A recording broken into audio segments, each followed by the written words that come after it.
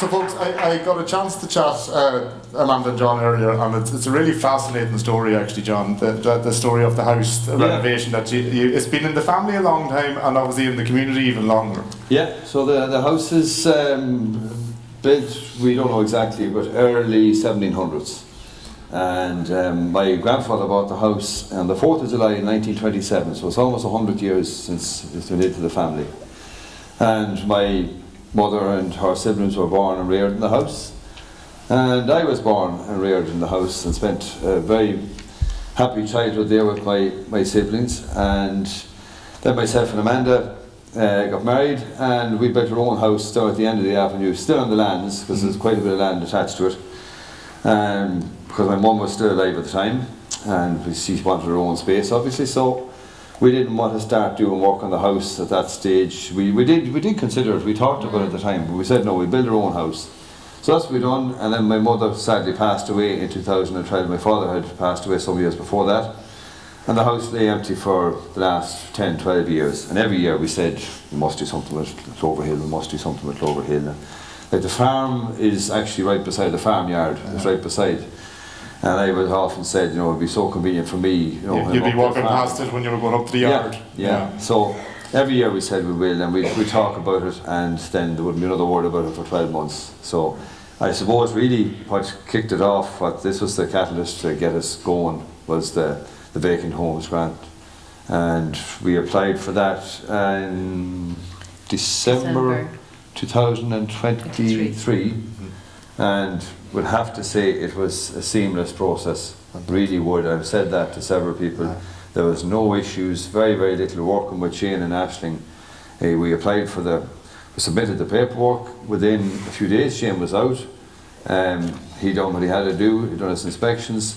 We were approved to go ahead with the works, and we started the work in February of last year, 2024. And as it happens, the way it's working out, we're actually moving into the house tomorrow. That's great timing.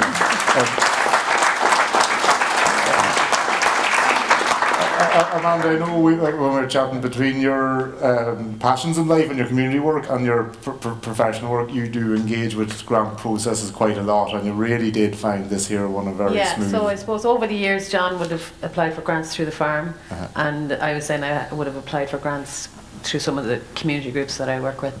And this process, this particular grant, I found to be an extremely easy process. And I think a lot of that has to go down to Shane and Aisling as well. Very quick response to phone calls, emails, paperwork, very efficient, and very nice to deal with. But it's been a hugely easy process. You know, submit everything, go off, do your work, and then when we were at the end of the process, we submitted our final tally of stuff, and like that. There's a few other little bits and pieces like. Registering for water and tax clearance. Very important. Well, that wasn't a problem.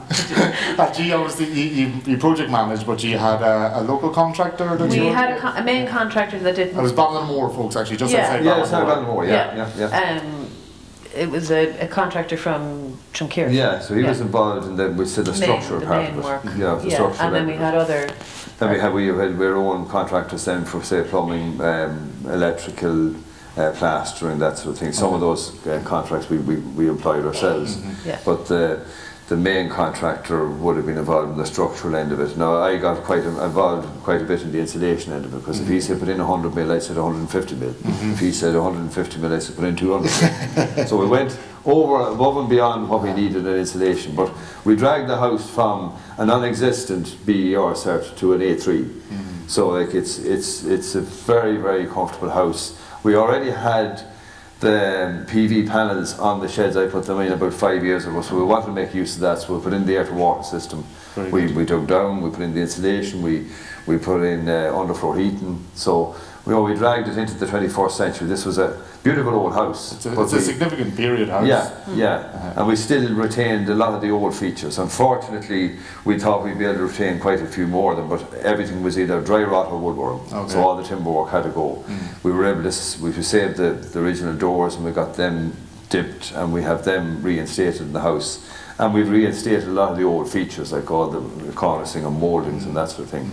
So, and we've added to it to a certain extent, but we've been sympathetic with the house as well. You know, it's an old house, a lot of history to it. You know, it's exactly the type of house that you fear is often lost to people and communities. Absolutely, like these houses are very important, but you see, with your house, there's also a social history. You know, of who lived there and what their connection was with the land, and so that is, in my opinion, of equal importance. And if that house was gone, all that social history. You know. And you said that obviously the grant was the catalyst. It was the thing that moved us from talking to doing. And what was literally the first steps that you actually decided, right, we're doing this? Well, the layout of the house actually was probably the biggest discussion point, because the proportions of the rooms were lovely, big square rooms, and then there was like a tiny scullery at the back of the house. There was no kitchen, living, dining, open plan living that we all, have become accustomed to. And then because it's a working farm, we need a big mud room, boot room, somewhere to coats and boots and all of that. So we ended up, even though it's a large house, we ended up putting on an extension. To facilitate that. It wasn't conducive to. That's to facilitate his wellies. So we built an extension. So we actually toed and fro with that for quite a while, trying to decide, and we got a few different opinions on it, and an architect's opinions and views. And part of the reason for that was we couldn't afford to sacrifice one of the beautiful features in the house was this beautiful hallway, an entrance hallway, and so we were going to have to decide, are we living on as our more or less our day-to-day living on one side of the house or the other side, and that's why we ended up having to build on this extension. Like some of my friends says, "Geez, was the house not big enough without building on this?" But that's what we ended up doing. Now it's still only a 4-bedroom house, so we haven't added that. So we were fortunate in that regard too, that there was no what they call extra loading on the septic tank system. So the septic tank system is fine. So because it's still only a 4-bedroom house. But like that, we built on the extension. But it has meant that it's a very modern house, modern day living in so many ways, and it's still an old structure, an old house, And how did you find those architects to work with? Grand, Actually, we're fabulous.